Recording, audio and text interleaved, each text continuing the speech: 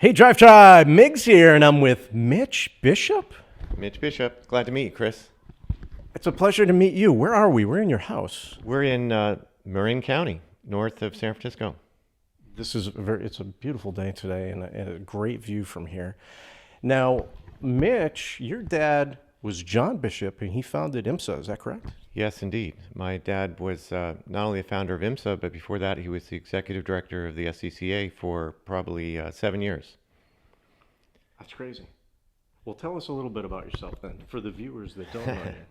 Well, my claim to fame, I guess, is that I am John Bishop's son, and I grew up around motor racing. So, as a kid, my brothers and I spent the weekends at tracks like Thompson and Bridgehampton and Lime Rock and Watkins Glen and Mid-Ohio, all over the East Coast. And we were there when my dad helped the SCCA through the transition from amateur racing to pro racing. And he ushered in the USRRC, the Can-Am, the Trans Am series, the Formula 5000 series. So when we were growing up, we didn't really watch a lot of baseball or football or anything. We spent a lot of time watching motor racing. So once IMSA was started in '69, it was truly a family business. We all worked at the company. After school, we'd go to the office and help out with mailings or whatever on weekends, summer breaks. And then at the races, we all had our jobs at the races as well. So we were kind of there from the beginning. So you kind of learned every position of the track before you started racing yourself, right? Yeah, actually, there's a funny story about a race at Bristol in 1970 where we didn't have enough corner workers, so my dad made me go work pit out when I was 13. That's great.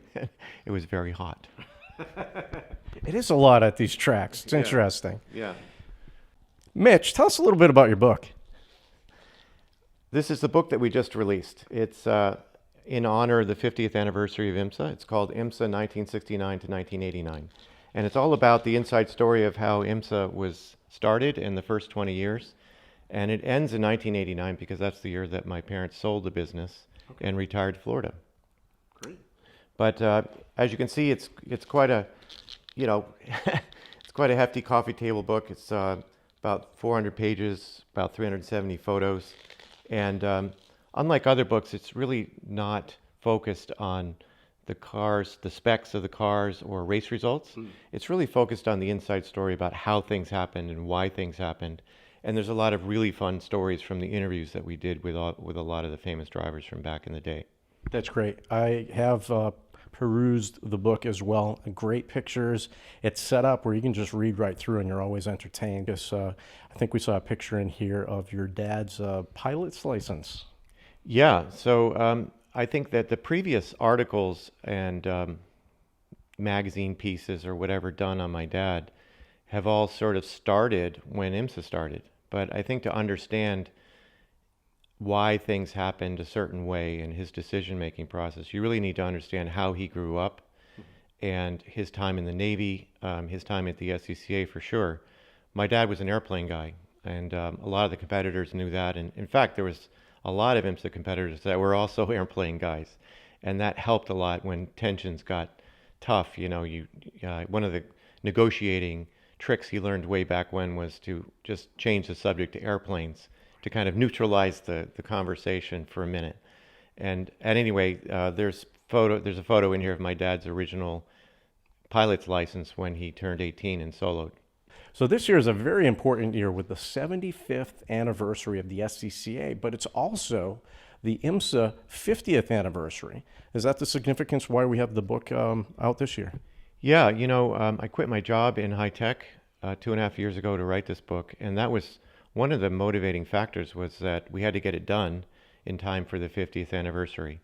So we obviously have had a lot of help from the IMSA organization. Scott Atherton and his crew, Jim France, wrote the foreword for the book.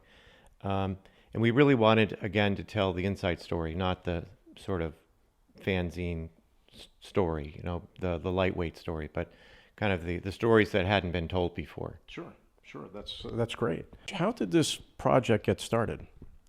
Well, the project actually was started by my co-author, Mark Raffoff. And Mark started working for IMSA when he was 16. He's still there today. And in all these years, he's held various technical positions and competition director and even president positions through the years. But it was really Mark's idea to do this book back in 2007. And Jim France was signed up. At that time, they were running Grand Am, and Mark was part of Grand Am. But Jim hired a writer named D.C. Williams, and D.C. and Mark drove down to my parents' home in Ocala, Florida, many times and interviewed them. So there were many, many hours of interview tapes. And the project languished for a while. And then, as I mentioned earlier, 2.5 years ago, I quit my job in high tech. I was the chief marketing officer of a cloud security company. Okay. And I said, Mark, we got to get this book done in time for the 50th. So we secured the tapes from those interviews, did a lot of research, found a lot of photos, and 2.5 years later, here's the book. So, Did you say your dad worked with Racer for a little bit too, or No. how do you know Paul? well, Paul Fanner is an old-time Formula Ford racer. Right. And so he comes into the media business, the honest way. He's passionate about motor racing. And he knew my dad. And when this project for the book got started, we reached out to Paul and asked him for his help for when we actually got it published. And he's been very helpful to us in promoting the book. Okay, so there's another anniversary, the 50th anniversary for Formula Ford as well. So all kinds of anniversaries. Well, in fact, when IMSA got started in 1969, you have to remember it was the heyday of the Can-Am and Trans Am. And the idea to start IMSA was actually not my father's. It was Bill France Sr.'s who started NASCAR. And we had to figure out what kind of product we were going to put on the tracks. But we didn't want to compete head-to-head with the SCCA because their series were going very strong. Sure. So we raced Formula Fords, specifically Formula Fords on ovals in some road courses in 1969, 70, and 71. And we did that so that we could have our own show and that it wouldn't be confused with the SCCA. The problem with running Formula Fords on ovals like Talladega and Daytona and Charlotte is that the tracks were faster than the cars. Okay. So there was a lot of pack racing, a lot of bunch racing with Formula Fords, and that got pretty dangerous.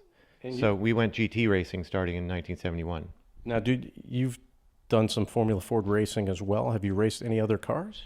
I actually went to racing school in a Formula Ford, but I did some Pro Mazda racing, and I did some IMSA racing in the 80s. Oh, great. IMSA RS and Firestone Firehawk racing.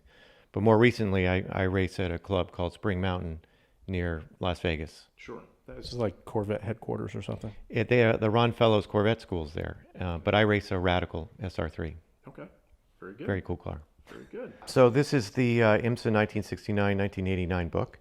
And as you can see, it's more of a coffee table style book. But if we can zoom in on the contents, you'll see that really what we wanted to cover was my dad's early years, the SCCA years. The bulk of the book is really the first 20 years of IMSA racing.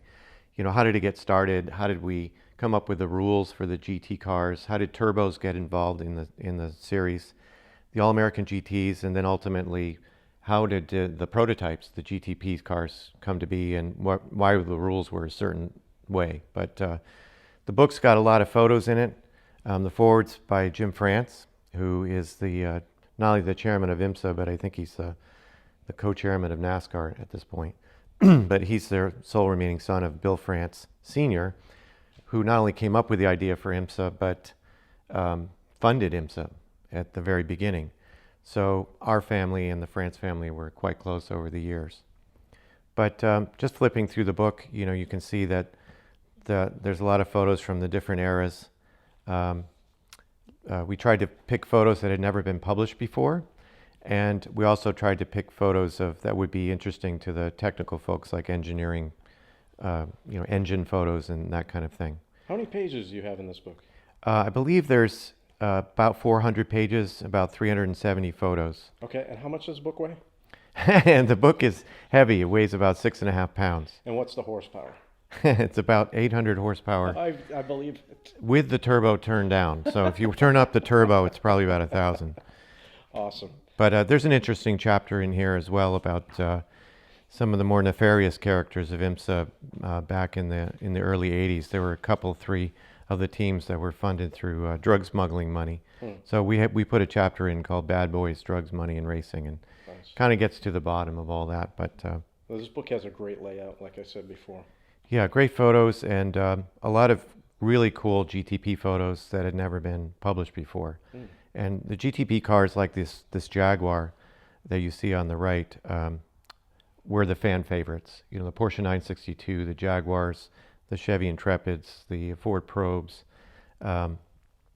you know, the Nissans, the Corvette GTPs.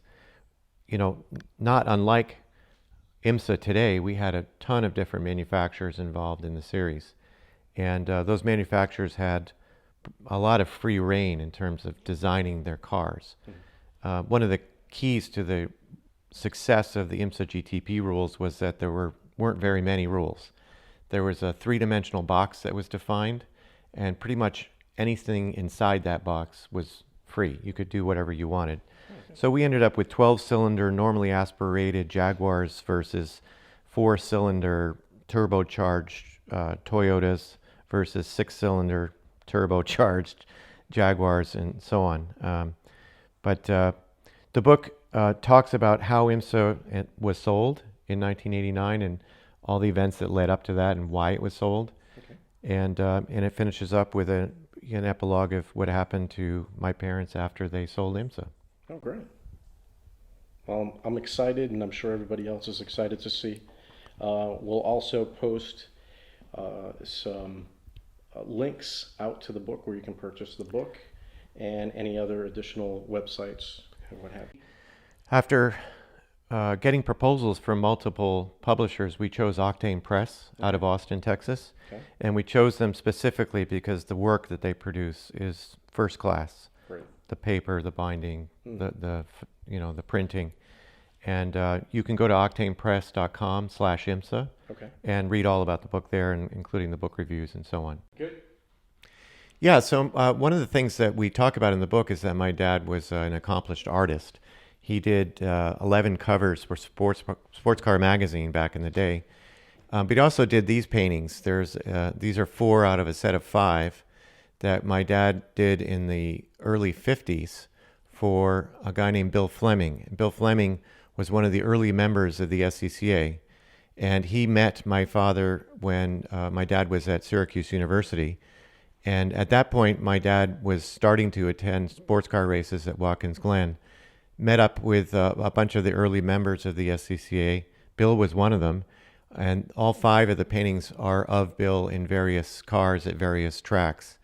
And I ended up owning these paintings years later. I didn't even know they existed, but very happily ended up with these paintings in my home.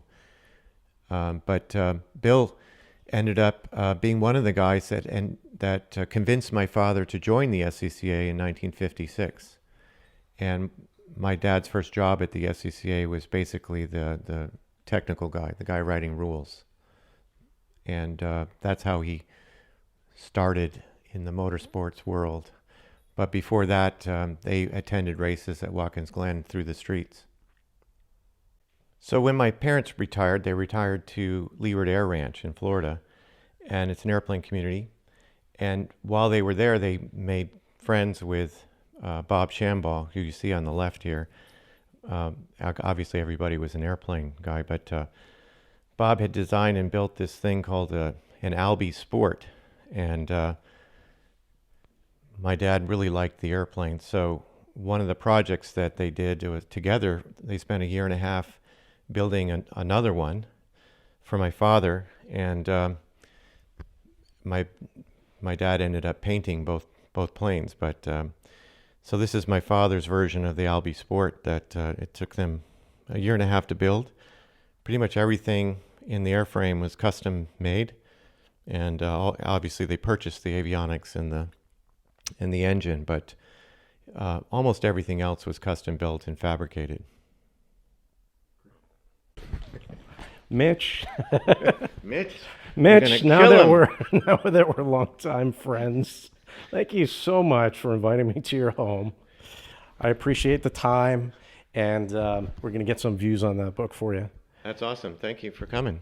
My pleasure. Now let's open the comment. Awesome.